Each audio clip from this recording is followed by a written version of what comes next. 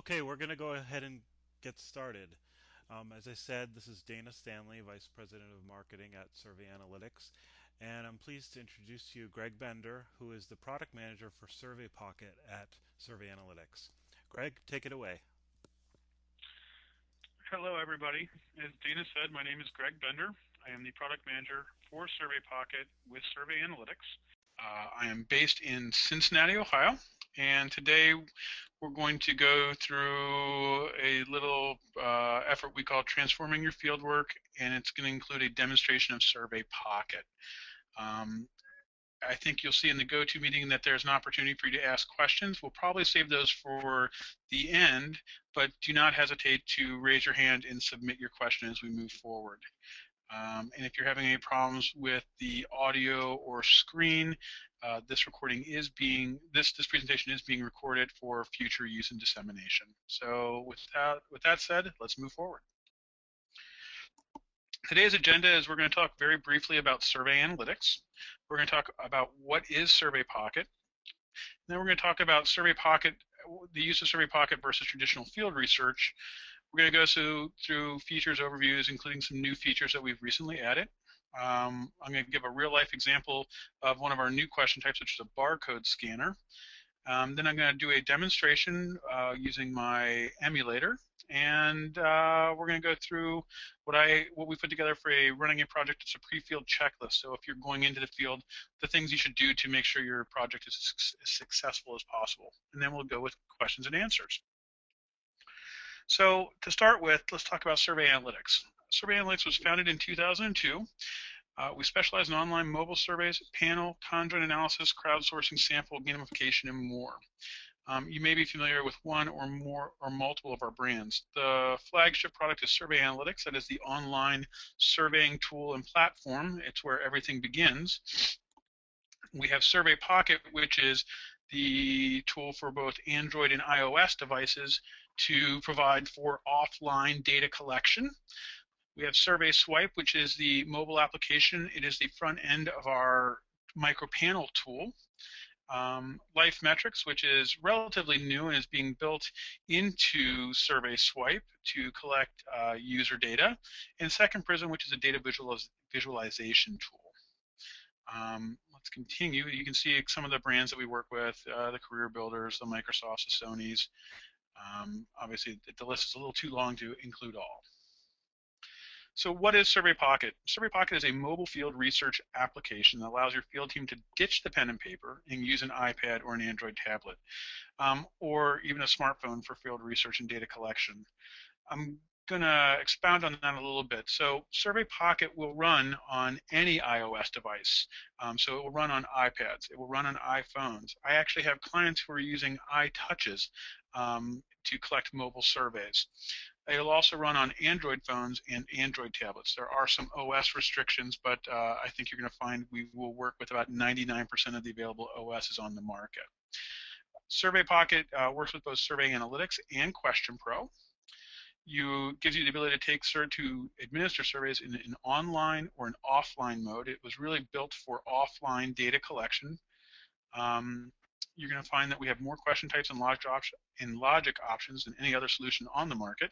And as I repeat again, it's available for iPads, iPhones, Androids, and phones and tablets. So let's talk about why you would use SurveyPocket versus a traditional field research. SurveyPocket will allow you to get your results faster. Typically, if you're doing typical field research, you've got people out in the field with pens and papers doing, let's use the classic mall intercept. They're collecting data in the mall. They may have to go back to the office at the end of the day, take all of that data, and start keying it in, probably into a spreadsheet. And that's going to lend itself to a lot of opportunities for error. Other pieces to know is that you can review the data on the device using the Second Prism application. There's additional features such as you can enable a GPS tracking to more accurately determine where the data was collected. The biggest advantage is this. You're able to take the survey on the iPad. As soon as you have Wi-Fi or 3G access, you will then be able to synchronize your data directly to SurveyAnalytics. That data is then immediately available for analysis and use by you, rather than having to go back, do the keying, etc. Another opportunity or advantage is that you can modify the survey on SurveyAnalytics, immediately synchronize it, and your updated changes are immediately going to be put out in the field to your survey administrators. So let's continue. I'm going to give you a real life example. This is actually a brand new question type we came up with, and it is a barcode scanner. So what I'm allowing you to do is to capture barcodes in the field, capture the appropriate data associated with that barcode, and bring it back.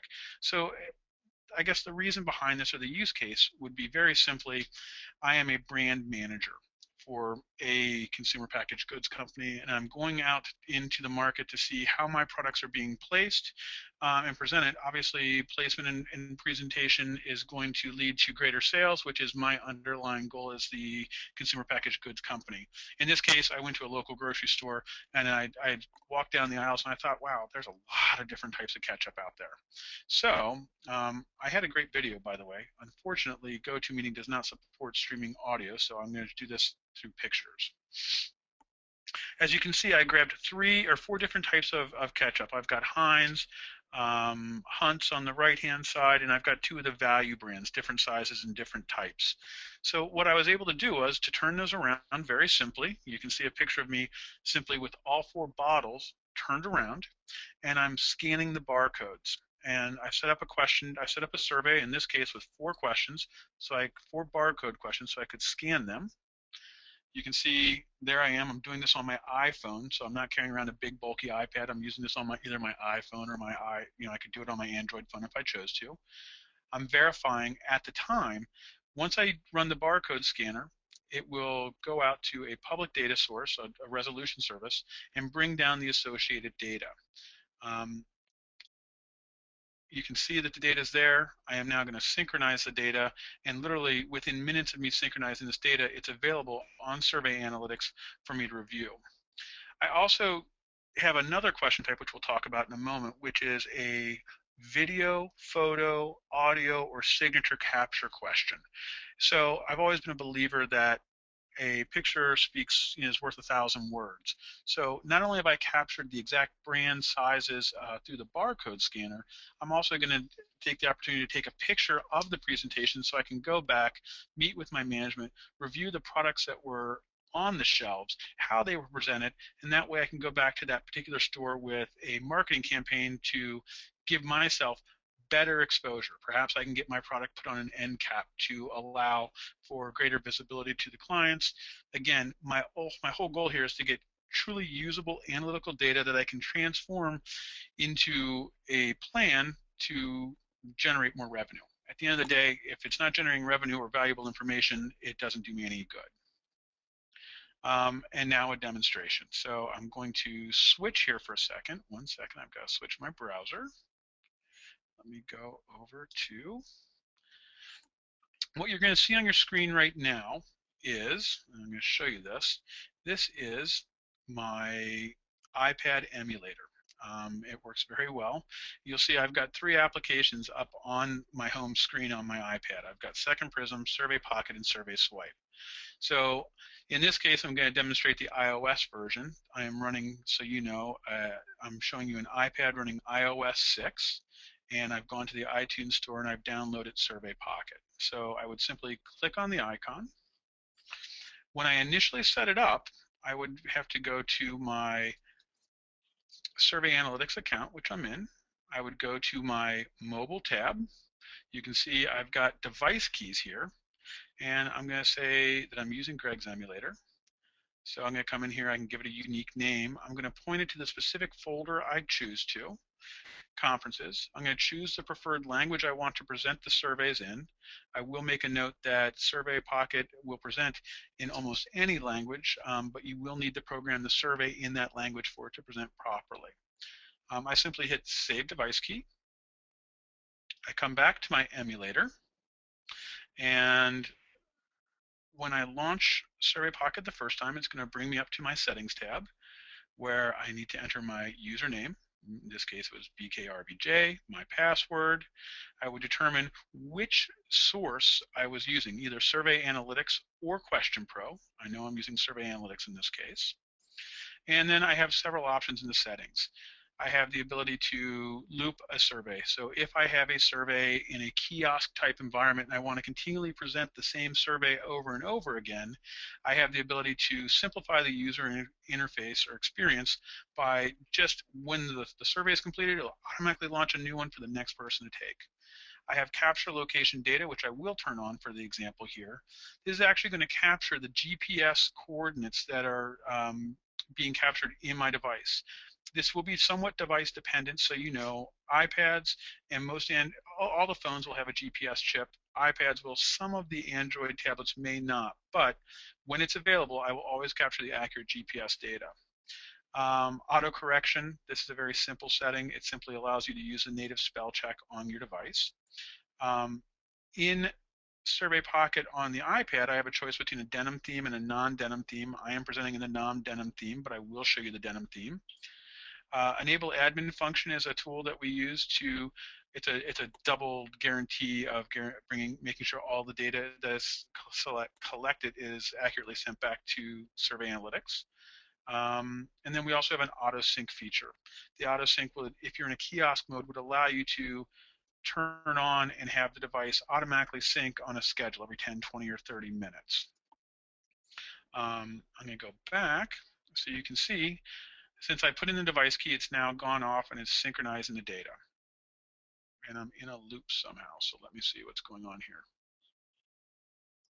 That's no good. 1 second, please. Okay, so we're going to go back to the presentation for 1 minute. And we're going to come back to my emulator, and I need to hit a magic button. 1 second.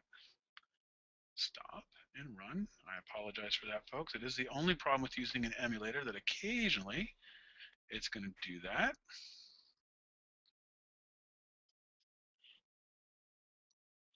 Okay, so what I want to show you here is SurveyPocket loading again.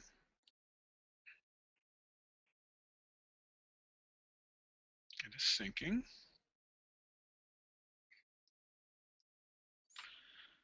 I apologize, people. Give me 1 second. Dana, if you'd like to open up to a few questions, I can answer those while I adjust this. Sure, no problem. And this would be a good time to submit questions into the GoToWebinar interface. You'll see there's a box that says questions over to in about the middle of the console. So go ahead and submit those questions. We'll be able to get to some of them now and some of them toward the end.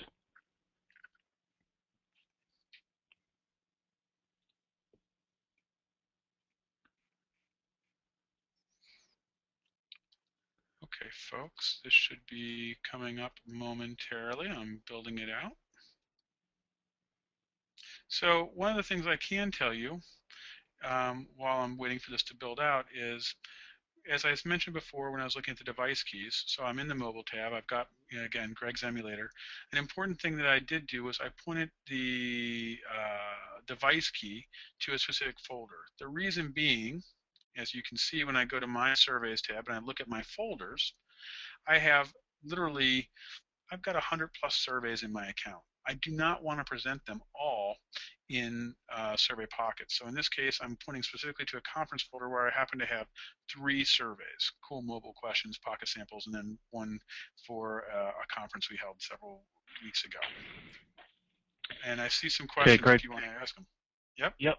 Greg, we've got a question. Do you partner with focus group facilities to use this for screeners or pre-surveys? I'm curious about partners you have that have trained staff to use this. Could you, I'm sorry, repeat that one more time so I understand it clearly. Do you partner with focus group facilities to use this for screeners or pre-surveys? I'm curious about partners you have that have equipment / trained staff to use this. That's a great question. We do have several clients who are using them for focus groups. And for screen, I think that there's some people are using the tool for recruitment. For example, you may be doing some field intercepts. I'm going to just kick this down to here for a second. So do we have any partners with the equipment? I don't believe we have any partners with the actual hardware to run the equipment on. Again, I've got people who are managing 100 iPads or Android devices. I don't know if that answers the question, but I'll move Yeah, forward. I think by equipment they mean, if I can try to speak for them, that they mean, do they have people pre-screening for focus groups using SurveyPocket? Absolutely, yeah. If you want to get a focus group, and you want to use SurveyPocket to get, to screen, for example, doing intercepts in a mall, getting information, perhaps collecting that contact information, and then evaluating them based on responses, absolutely. I think that, yes, I believe that that is absolutely possible. And I believe that people are doing that currently. Hmm. And then the person sent a follow-up question saying, yes, that's what I meant. I'm wondering about facilities that have 20 eye touches. So I think this is a good opportunity to point out that that it does run on non-tablet devices. Yeah, actually, I hope it's okay with one of my clients. But I have a client and they have a case study, Canadian Sports Tourism Association, and they went the route of eye touches a long time ago. Um, very, very simply, they went out and decided that that was the best bang for the dollar. They also decided that the venues they were going to, which were going to mostly be outdoor, would be better served by them having a device that they could very simply put into their pockets when they were done with the interview. Okay, so I've got this back up. Another question while I'm finishing this up. So here you go, folks. I actually just reloaded it, and I now I'm synchronizing SurveyPocket. You'll see it's cleaning my user data. There are my two surveys. I can go to, in terms of demo, I'm going to show you a couple of new question types, and then we'll come back to questions and answers. So we're going to look at cool mobile question types. So we have done the love it, hate it, the thumbs up, thumbs down question type, just a little bit nicer graphical question. I have my constant sum question, which is a great question, particularly if you're looking at how people are valuing their dollars, or their budgets, etc. You can have as many lines here as you want. A couple of nice things is I've set this to 100, but you can set the scale to as high as you want. You'll see that as I'm moving forward, I cannot go over the points allocated, so 100. So if I chose to, I could not move other. That's just some validation logic built in. I go to next. I've also introduced the smiley ratings. This is a different way to do it. These are, the extremely unsatisfied all the way to the extremely satisfied. Stopwatch question. I use this for a couple of unique, I've had a couple clients use this for some studies. So how long does it take you to do A, B, and C? You simply start the stopwatch when you're complete with that task. You hit next. It collects that time. Date time question.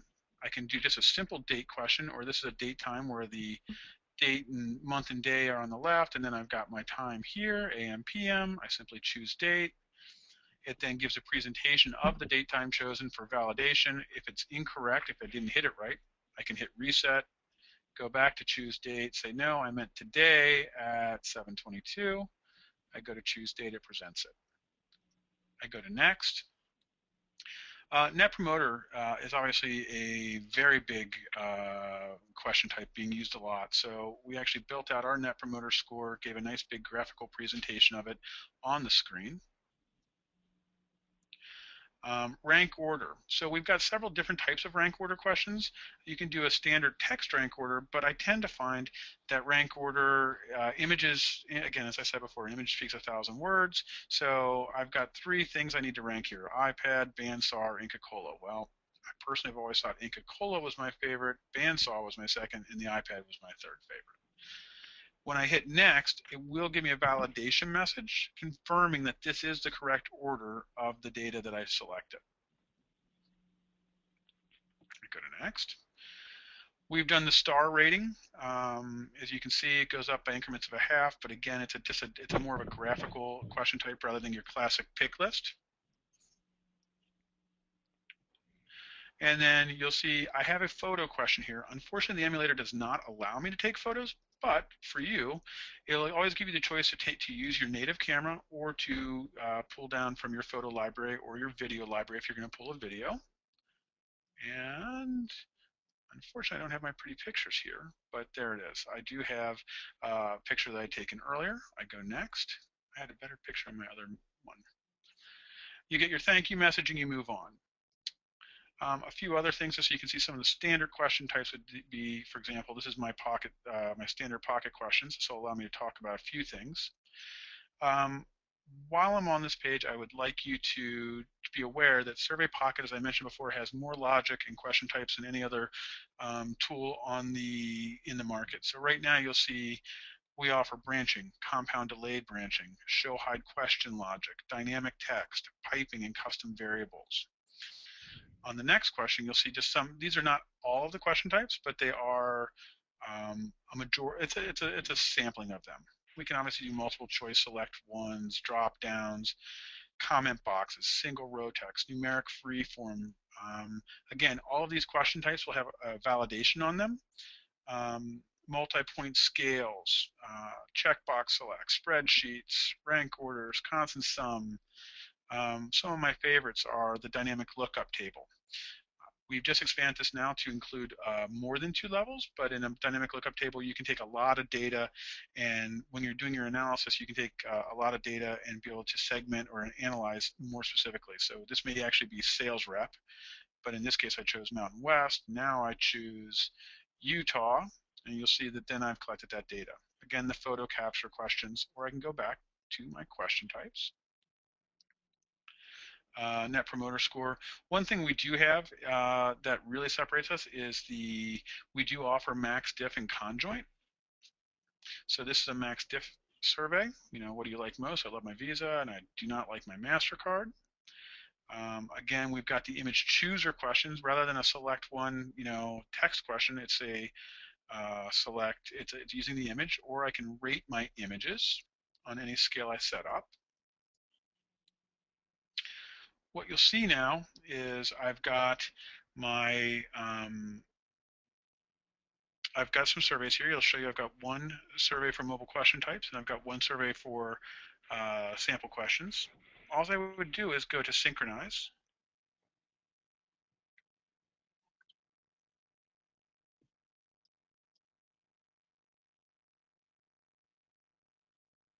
Okay, you'll now see that the data is now gone. So what I'm going to do is I'm going to go back into my surveys just to show you very quickly. We'll go to Pocket Question Types. I will click on my Reports tab. And in terms of this example, I'm just simply going to go to my Response Viewer. And what you'll see here is a few things. SurveyPocket, you'll always know who and where the data was collected, because we'll always use one of our custom variables. Custom variable 1 will represent the device key that was used to collect that particular response. Every response we get, we will assign a unique response ID. We will show you the IP address they came in from, and I'm going to go look at this particular response. We'll also show you the time taken to complete the survey. So I'm going to come into the survey, and I'm going to go look at the responses. Now, I did not choose every question, if you remember right. I did do this particular question. This is a dynamic lookup table. I did do an image rating, and how I selected that. And if I go to the other survey, all this data would also be available with the ability to export the data out to Excel or CSV. I could look at it online using our reporting tools, either the real-time summary, or I could look at open-ended text data, use our word clouding, etc. I want to stop here because when I go back to Pocket, you'll see my surveys are now ready to go. The data has been synced, and I'm ready to go again. One thing I'd like to show while I can real quick is the capture location data, because when I rebuilt it, it turned it off. So now I'm going to go to Cool Mobile Question Types. It is going to always ask you if you'd like to use your current location. It should only ask you that on the first launching of the application. What you see is it shows me in San Francisco. Well, that's because the server that I'm running this emulator on is sitting in San Francisco. I go to Start Survey. I go through it very quickly. I'd like to spend all of my money on entertainment. I take my survey. I go to Stop. I go to Next. I choose the date. At any time I'm in the survey, I also have another option. I can close out the survey as complete or incomplete. I'm going to mark this one as incomplete. I'm going to go synchronize the data. Again, and it was cool mobile question types. So we're going to go back to it in SurveyAnalytics. And I apologize if I go quickly through this. I've just done this a lot of times. When you come on with SurveyAnalytics, you'll be assigned an account manager who will help you get all of this set up very simply, very easily. I think you'll find that this tool actually kind of builds itself. So what you now have here is, you'll see US California. This is actually where I just took this survey from. Dana, I want to stop for a minute and I want to take some more questions, and then I'm going to go and set up Second Prism. So can we take a few questions for a few minutes? Sure. Great question. Somebody asked, can you clarify scanning a barcode and linking to a public data source to grab data, as well as how the data grabbed relates to the survey question? So just maybe go through that process a little bit in more detail. That's great. So actually, I'll show you a real live example of it. So if I go into a survey, and let me tell, I also mentioned before how easy it was to update a survey. So what I'm going to do is I'm going to go into my Cool Mobile Question survey, and I'm actually going to add a new question. I'm going to add a question to it right now, and I'm going to go to my add-on modules, and I'm going to go to barcode. I'm going to go to next. So please scan the barcode. Clearly I can put any text I want in here. This could be directions for the people out in the field scanning the barcodes. I go to save question. It doesn't present really well online because guess what? It wants to have the camera. So this is a question type that is only available online. So when I go to edit, I can go to settings. And when I go to look up API, you'll see there's two choices here. There's UPC and there's SurveyAnalytics. UPC is a public data resolution service, and that is the default where they've got approximately 5 million products in their data set. You can go to the grocery store and you can scan a can of raviolis. You can scan a print cartridge and you'll get resolution. I had a client who specifically asked me to have, they had a specific subset of data that they cared about, and it was not going to be totally covered in the UPC data set. So what I did was I built not myself, we built a web service that allowed for me to load their specific data set into it, and when I set up the question, I point the barcode resolution to our internal web service. I am then able to guarantee much higher resolution rates. And then it also determines the, I have some ability to impact the data format when in the reporting. Does that answer the question? I think so. I just, the other thing that I could anticipate as a follow-up is that, you know, so just to clarify, that barcode data is associated with all the rest of the survey data. Absolutely. So go ahead. Right. So it's a unified data. The barcode is one piece of data, but you can combine it with the data that you collect in the other questions in the survey to have a richer analytical data set. Absolutely. So the example here where I'm, standing in the aisle at the grocery store, what I may have several follow-up questions. I may say, first of all, how many different brands are there? If I don't scan them all, I may just say how many different brands are being presented. I may say how many shelves or how much space on a shelf is each brand taking up. Again, putting that with the photo capture would allow me to, my manager may be in Detroit and he may not, the picture helps him, but then he wants to know, okay, so this the condiment section in your local grocery store is 15 feet long by 7 shelves high. Great. Our product is currently getting 5 feet of one shelf. I can see that in the picture, and I need to know exactly what the other products are, and I want to know how much space they're all getting. Was there an end cap? So this is all the data. As you're building out your field survey, you need to think of the questions that you're going to be asked. You build them into the survey, and they would all be presented in one in the reports. So yes, it would all be combined into one. And to follow up on the barcodes, the question is, are you using a QR code reader to scan the barcode, and is this built into the app? Am I using a QR code reader to? I'm using yes and no. Well, it is built into the app.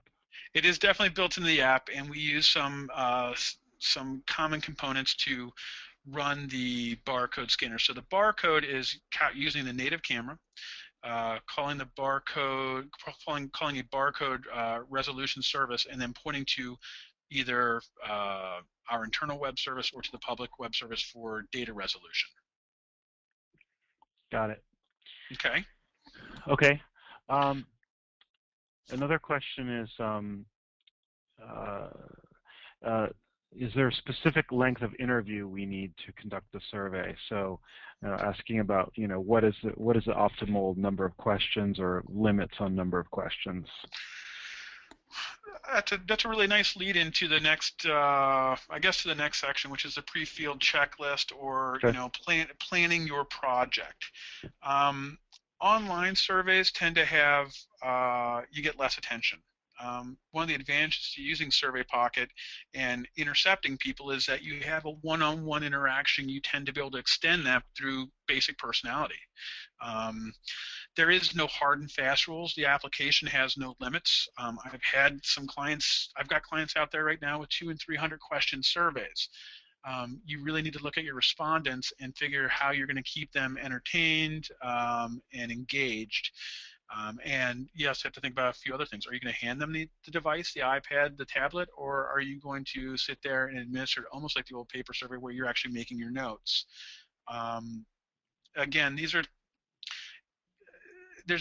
don't know if there's a science to it. It's still a little, there's still a feel to how you would build a survey that is engaging for the respondent and still allows you to capture the accurate amount of information. The obvious lesson here is that if you compensate people through a reward coupon, people are going to tend to be engaged for longer. Yeah, I think like all research, it's part art, part science. Yeah, I would agree with that. So we did put together a pre-field checklist. A couple of things to talk about. When you're sending people out in the field, you clearly want to make sure they're equipped with the latest version of our application.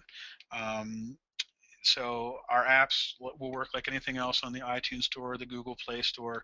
When an update is available, if you've got your app settings turned on to look for updates, it'll say, hey, there's a new version of SurveyPocket available.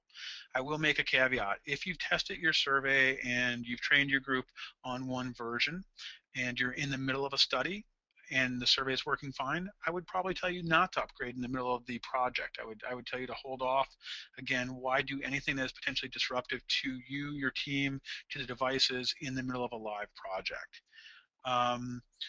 Silly thing, but I've had people say, hey, it's not working, and at the end of the day, I find out it was actually the iPad had no power, or they never loaded the right device key.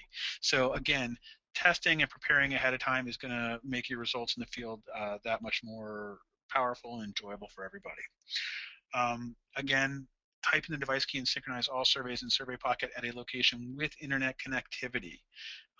You cannot go into the field without if you don't have the surveys loaded onto your device, you can't be in the field and try and synchronize them. So you just, again, it's all about preparation. You get to make some choices. Do you want to turn off or on the GPS tracking location services? If you're only going to be out for an hour or two, not a problem. If you think you're going to be in the field for 8 hours, again, be aware that that does cause an additional drain on the battery. It depends on your use. You need to think about, how you're going to manage that. There is a SurveyPocket instruction manual for field team members. I encourage you to download that and give that to your people. You also want to make sure that they've got a viable contact information if there would ever be a problem in the field. Now, you would do that with any kind of remote data collection, so that's pretty much a basic. So those are the basic field list checklist, or the checklist. I'm going to ask any more questions. Yes, we have another barcode question. Does the barcode scanner save the data as a photo, or as a number field, or as a text field? Good question. I can show you several. I can show you an example. It does not show it. It'll show you a photo of the barcode when you're scanning it. Okay. Let me give you a real example though. So I'm going to go to a different area, and I apologize for this. And I've got barcode, and I'm going to go to reports, and I'm going to go to response viewer. And I'll give you a couple of examples. In this case,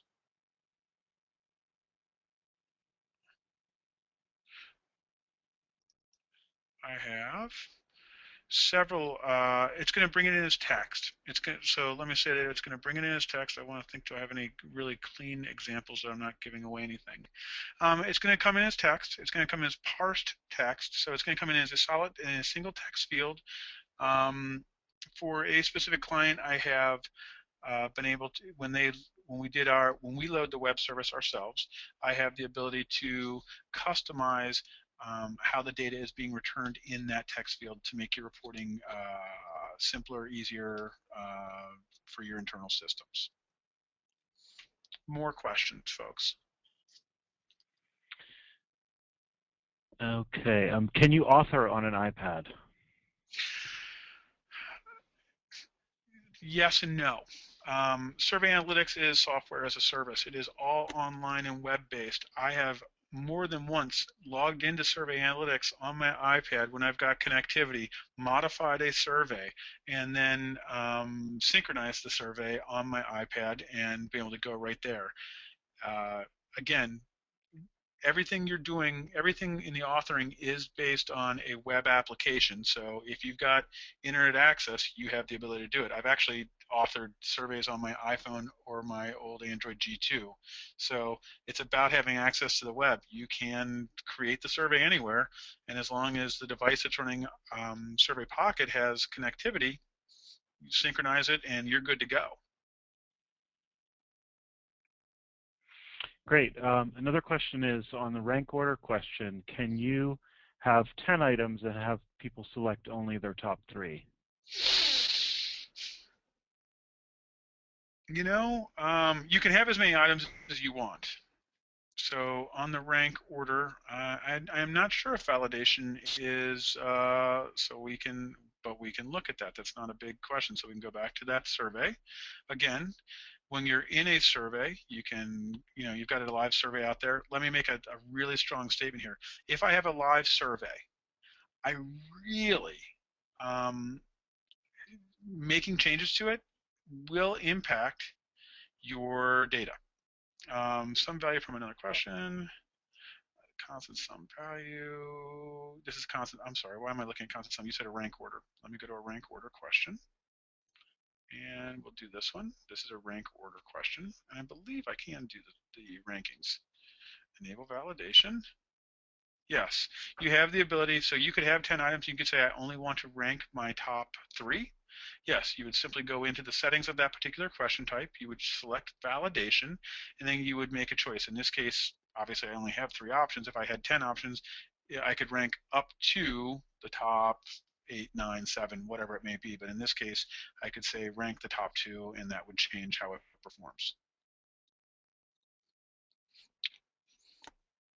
It's a good question. Okay. Yep, you mentioned constant sum. Someone asked, how can I change the constant sum? In other words, the sum that they need to add up to. Sure. That's actually really easy.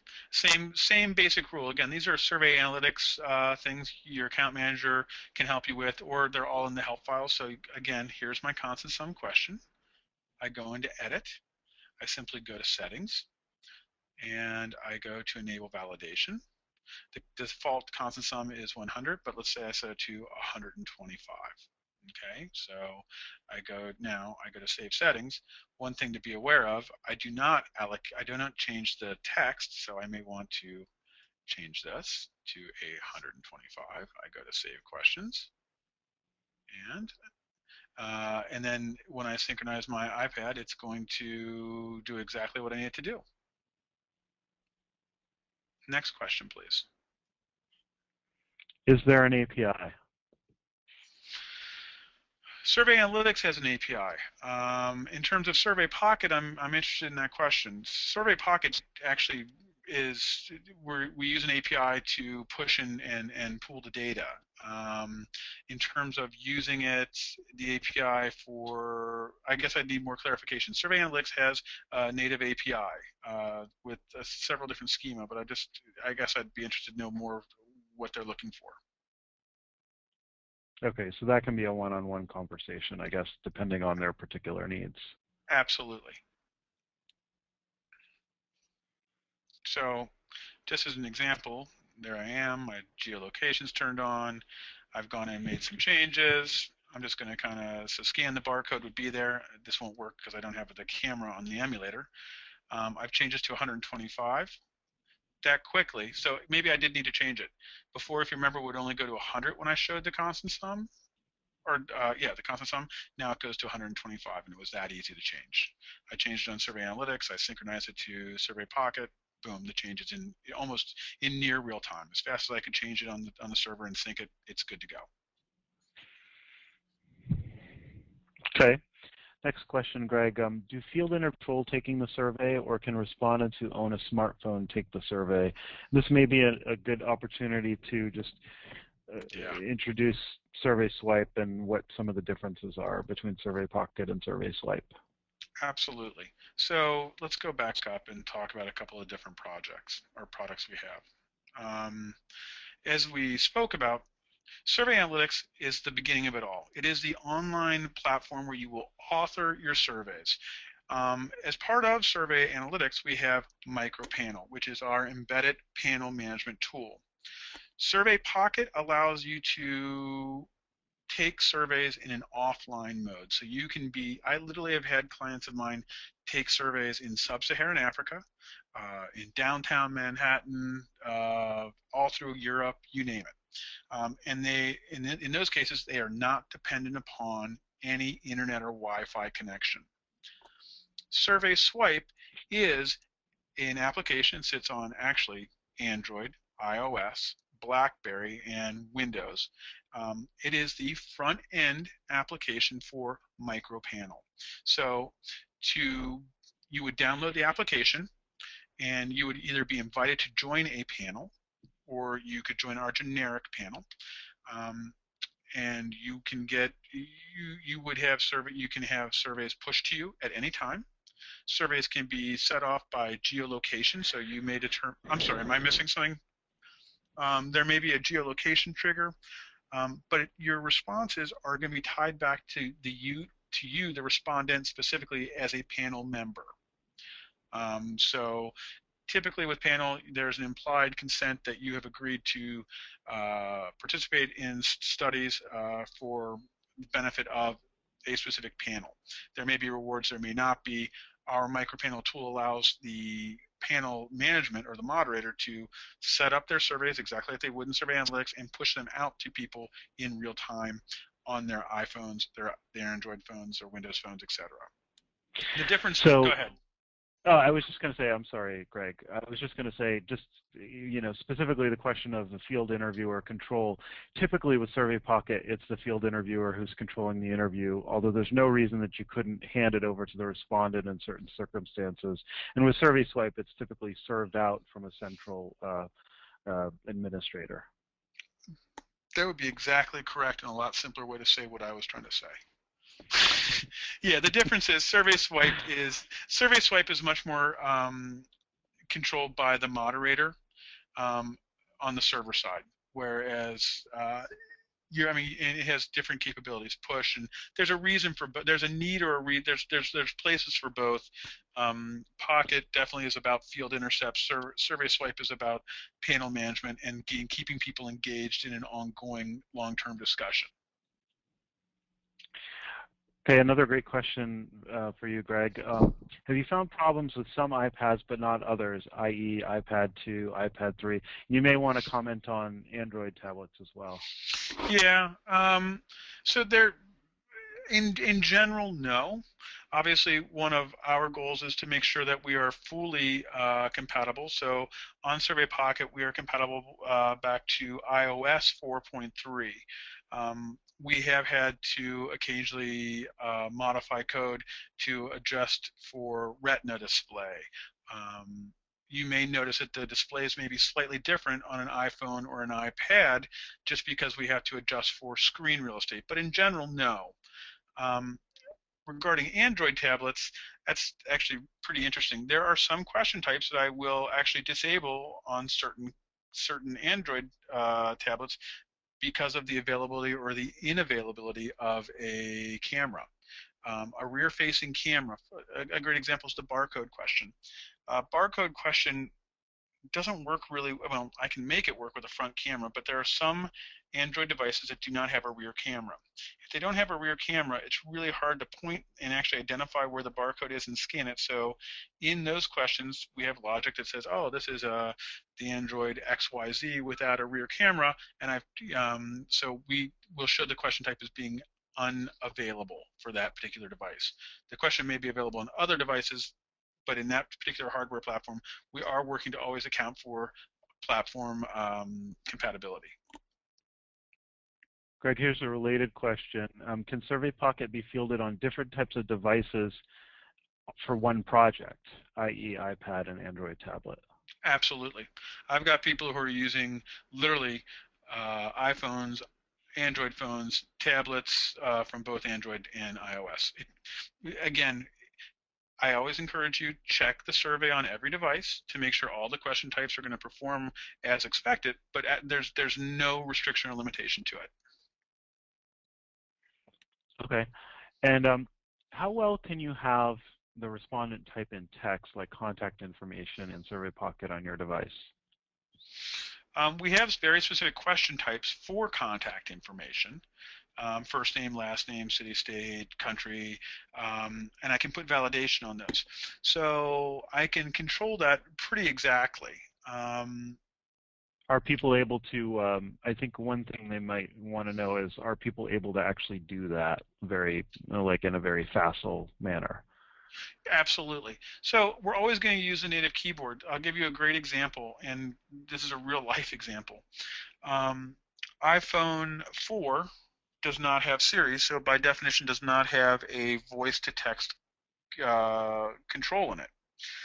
If you have a text response in SurveyPocket and you're running an iPhone 4S or a lot of the Android phones, you'll see the microphone on your keyboard. Well, guess what? You can hit the microphone on your keyboard and you can actually speak in and it will translate the text directly into that text box. So it is very easy. We're going to typically call it the native keyboard. Depending on the type of question, for any of the numeric question types, I force the numeric keyboard just to simplify the answer and eliminate, obviously the goal is always to make it as easy and fast for the user to enter the data so they can move on to the survey. And then there's the signature question type too. I can't quite remember if you've talked about that today or not. So when I talked about, let me pull it up. So I have an audio capture. I've got a video capture. I've got a photo capture. I just want to see. I also have a signature capture. And all it does is it opens up the keyboard so you can run your finger or a stylus on the keyboard. It saves it as an image. And it will present you a copy of it so you can validate if that's what you want. You can reset it and do it again, but it will save it as an image. So these are all questions that only work in SurveyPocket or in SurveySwipe. They are built specifically for the mobile environment.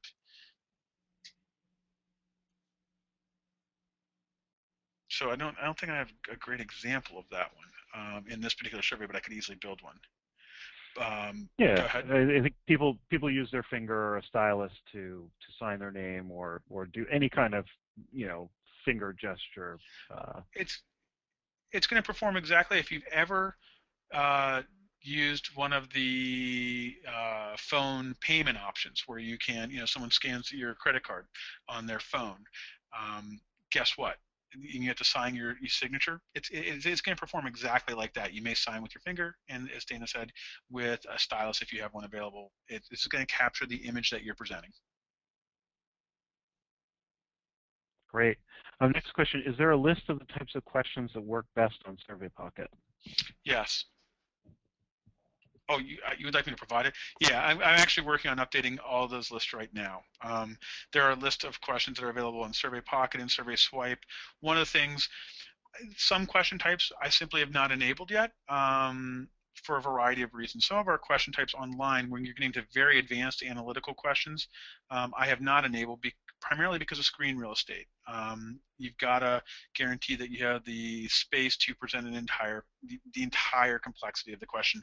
But right now, I have about 90% of all of the question types available in SurveyAnalytics are available in SurveyPocket, and I have about 90% of all the logic that you can do in an online survey is available also in SurveyPocket. Okay, looks like there are no more questions. I'll give people a minute to submit any more that they might have, but we're coming up to the top of the hour, so the timing is working out well. So I guess my final comments are, if you've got questions about SurveyPocket, SurveySwipe, or SurveyAnalytics, do not hesitate to contact, if you're an existing customer, your account manager, or if you're interested, I'll have some nice contact information here at the end. You can go onto the blogs, you can come right to, you can send emails to me personally, greg.bender@surveyanalytics.com. If you've got a question to the sales team, please sales-team@surveyanalytics.com, or you can definitely visit our websites. You can go to http://surveypocket.com or surveyanalytics.com, and there'll be significantly more information there as well. Okay, Greg, we've got a couple more questions that just came in. Someone that jumped on late says, forgive me if this has already been discussed, but does SurveyPocket support skip logic, and how complicated? We do support, we call it branching. We do support branching logic. We also, so branching logic is leading from, so this is I've got the great example is right here. This pocket sample question types, this survey, I have this great list of question types, right? So I've got multiple choice, drop down, comment box. So if I do nothing, if I go to, this is the simple example. I go to multiple choice, guess what? It takes me right to the multiple choice question. If I go to single row text, it takes me right to the single row text question. And I would, if I kept going, it would take me to the next question. Or I can go back, and I could go to all. And now I go to the multiple choice, the drop down, and you'll see now I'm in the comment box. So this is, I actually used branching logic in this. This is simple branching. Compound delayed branching, I would usually set later in a, on a question further in the survey, and I would create the branching based on responses to previous. The branching logic would be based on responses to previous questions. And again, as I said, we do offer branching, compound delayed branching. We currently offer show hide question logic, so you can display or not display a question based upon responses to a previous question. Again, I think the question came up before, how many questions should be in a survey? How long should a survey be? The survey should always feel and look like it's customized to the respondent. And by that I mean, if I ask you, do you have a dog? Right? The question is, if they say no, I should not ask any more follow-up questions about that dog, right? So if I ask the question, do you have a dog, and I say no, the next question is, what's the name of your, what's the name of your dog? I would not ask that. I would skip that question if someone had said no. But if they said yes, I would branch right to that question. there's a lot of ways to use a logic, and I'm more than happy to discuss them with anybody. Great. Quick question, can the back button be disabled? That's a great question. That's actually on my enhancement list. So today, no. In the future, that is one of my intentions. So let me talk about some of the future enhancements that are coming up, just for 1 second. The back button is one. We are building out a kiosk mode. So perhaps if I have this in a kiosk, I don't want someone to have access to all of these settings. I simply want to set the auto sync to run, and I want to put it into some kind of a case and let people take the survey all day long and know that the data is being synchronized. And I don't want someone to be able to go in and change, I don't know, destroy the username or device key. So that's going to be an option. More and more of those settings controls, we're going to allow you to control from the device key that is being managed in the application on SurveyAnalytics. Obviously, we're always looking to build out additional question types and logic. I will say this very specifically. We have had great success. Almost everything that we build or enhance in our system comes from customer request. So don't feel shy if you've got something that you think that would be valuable. We're more than happy to discuss it. I can't promise that it'll get done, but I'm always happy to hear what people want to see in the tool. Great. Well, I think we're right at the top of the hour. So, so if there are no more questions, we will bid everyone adieu. And thank you very much for your time, and look forward to speaking with you soon and answering your questions further. Thank you all. I hope you have a good day. And as a reminder, these the PowerPoint and the presentation will be available in short order on the blog. Thank you.